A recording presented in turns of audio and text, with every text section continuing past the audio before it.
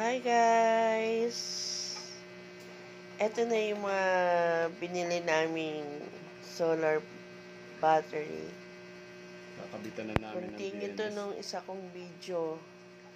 Kakabitan namin yung BMS at active balancer. Pero bago yung test muna natin yung kung tama yung pagkakagawa ko ng terminal block. Pagkaka-installation ko. Ginawa ko na ng una kasi para mahirap kasi gawin eh. Nabasag yung terminal block ko, gumawa na lang ako DIY. para naman saan yung terminal block mo. So natin ikakabit yung dalawa na to. Yung BMS at yung ano. Galing na to sa battery, test natin kung tama yung mga installation niya, kung tama yung bolts na natin.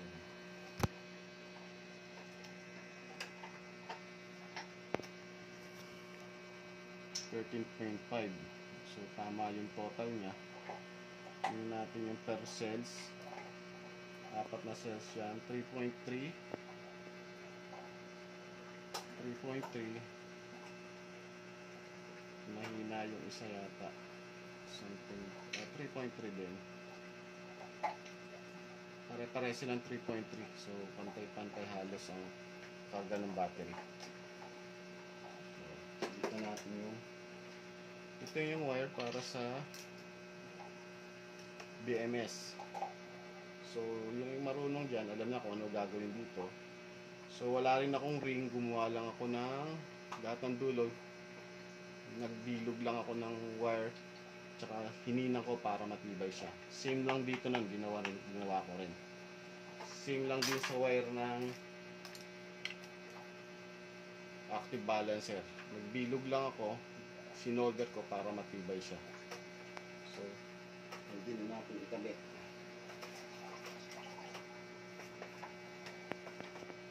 So, hindi ko na i-detalye kung saan galing yung ito ay positive. Ulitin ko, positive. Unang battery, negative. Positive, negative. Positive, negative, positive, negative. At dito nakakabit yung negative ng ano ng tawag dito BMS. Kabit na natin.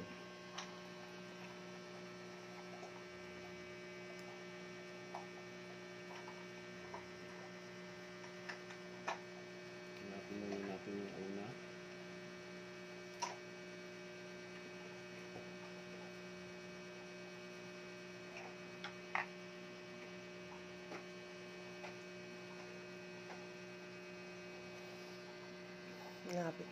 Malapit na siyang mabuo. Ano yan, dagdag dun sa isang solar? Isang battery. Oo. Dagdag yan.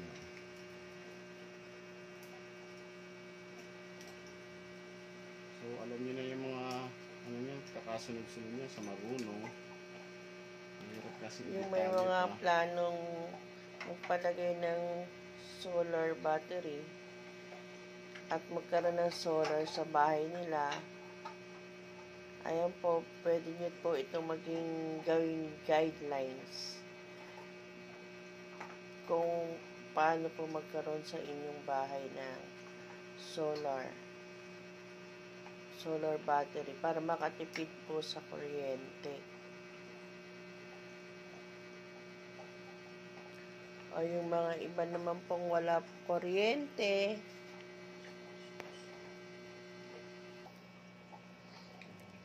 ayan na po, kinakabit na po yung ang tawag dyan? BMS at solar active balancer.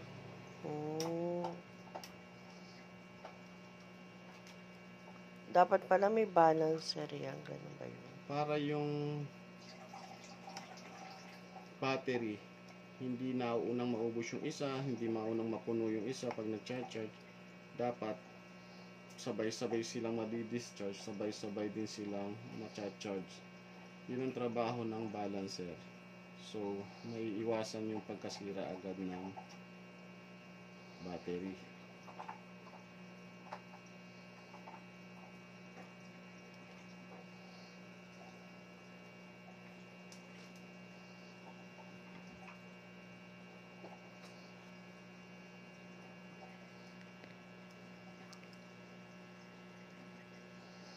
Kung ano naman, mga ilang oras yan bago maubos if ever. Depende sa gagamitan natin.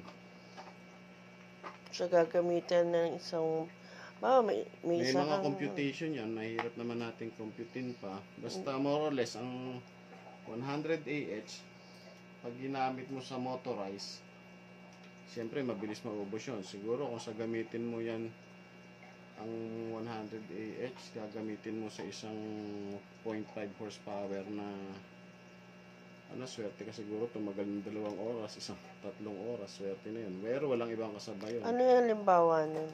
Aircon, 0.5 horsepower. Pero yung mga basic lang na rep, Hindi kaya ang rep. ano lang. Washing machine, electric pan, kaya siya lahat patakbuhin. Pero, siyempre, malakas kumain ng battery yon ng kuryente. So, huwag mo expect na maghapon mo magagamit ang 100 AH lang. Kaya nga nag-upgrade tayo ng 250 AH para makapag-adjust din ang gamit natin. Ganun lang kasimple paliwanag nun. Mas malaki ang AH, mas matagal mo siyang magagamit. So, kaya tayo nag-upgrade sa 250 AH. Or mas better kung ang i-upgrade mo ay magte 24 volts ka na kasi tayo 12 volts lang. So, wala pang pera. Kaya, So, yung panel dun sa taas, dadagdagan pa. dadagdagan yun. Pag nagkapera, magdadagdag tayo ng another 450. Oops. Dikit. Hey guys! Nakita nyo yung nag-spark. Medyo accidentally nagkadikit yung ano ba yun? Negative at positive. Negative at positive. Kaya ingat-ingat din. Ito, ginagawa niya uli yung para maikabit na. Tanggalin muna natin ito. Ito yung spark eh. Kakabit na. Kakabit na niya. Ano tawag doon sa kinakabit? Huh? Yan yung Sa terminal block nga ito. Yung pinagkakabitan. Yan yung DIY ko lang. Ano ba yung sinatanong mo? Yung pinagkakabitan, tsaka yung kinakabit. Yung kinakabit, yun may BMS at tsaka Yung terminal. active balancer. Itong dalawang to, kinakabit natin. Yung pinagkakabitan, kung yun ang tinatanong mo, yung nag-spark, yun yung terminal block ang tawag doon. So, hindi ito binibiling terminal block, gawa lang natin ito. Kasi, DIY lang yan. nasira yung binili ko yung terminal block, pumutok. Ayoko nang bumili. So, DIY na lang. Nag-DIY na lang tayo.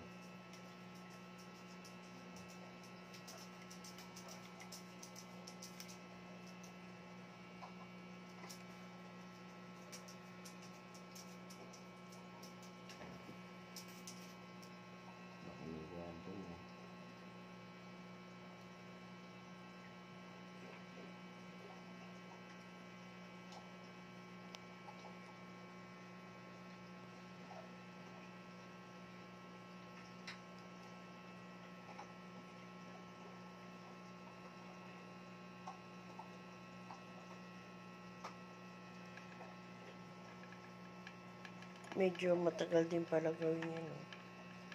Matagal kasi Mabusisi siya. Kita mo no, magkamali ka, may spark, di ba? So, hindi pwedeng magkamali.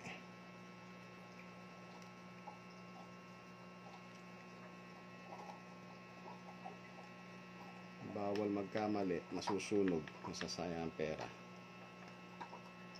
Kung hindi man masunog, masayang ang pera. Pagod, sayang. Uulitin mo ulit.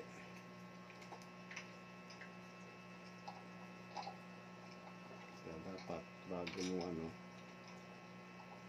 Pwede naman magkaroon ng guidelines na Marami sa YouTube niyan. sa iba-iba sa Talagang YouTube, interesado tsaka sila. Ito, Yung tinatawag na pwede nyo rin po itong maging guidelines. Pwede, oo. Marami dyan gumagawa ng ganito, nag-graduate sa YouTube University. Totoo naman yun. Pagka may kailangan kayong malaman, YouTube nila, marami dyan. Ito, additional na rin to. Additional learning.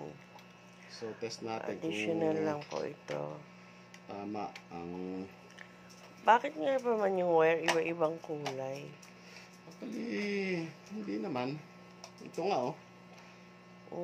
Sa ano na lang yan, para malaman mo kung saan ka magsisimula. Sa mga beginner, importante yan.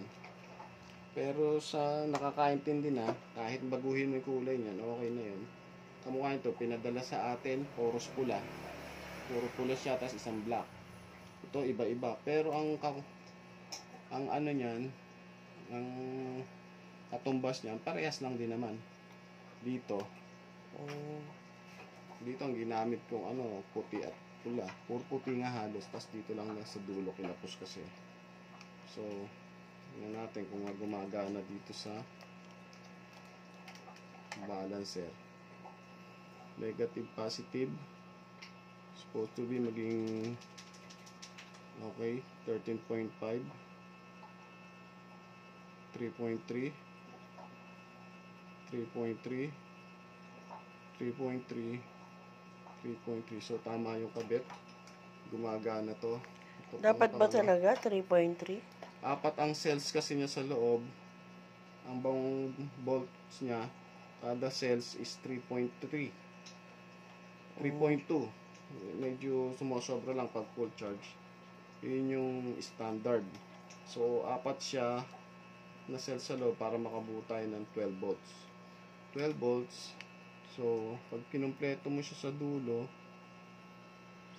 ay, baligtad. 13.5. So, 12 volts yan, pero full charge kasi siya. So, yung pangunang cells, 3.3. Pangalawang cells, 3.3. Pangatlong cells, 3.3. Ang apat na cells, 3.3. So, gumagana lahat siya. So, kaka-connect dito sa ginawa natin na ano, na tawag yan. Terminal block. So, ikabit na natin tong BMS natin. Mamaya, tatali-taliin ko yung wirings niya kasi medyo magulo pa. Okay, gana yan. So, kung makikita nyo to, pag ito'y sinaksa ko, magkakailaw dito. Pag magkailaw to dito, yun na yun. Gumagana na siya, binabalance niya na yung battery. Nakita mo, umilaw. Focus mo doon. Nagkaroon siya ng ilaw. Dito. Ito, ilaw. Oo, umilaw na siya. May ilaw na siya. So, ayusin na lang ang wiring. So, mga guys, ayusin na lang okay ang wirings. naman. Pag naayos yung wirings, kakabit na natin sa okay. So, guys, dito lang system muna natin. ang ating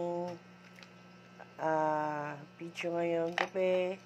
So, ang sunod kong vlog ay yung nakakabit at ikakabit na dun sa isa naming solar battery. Please like and share. Subscribe pati. Thank you. Maraming salamat po sa panonood.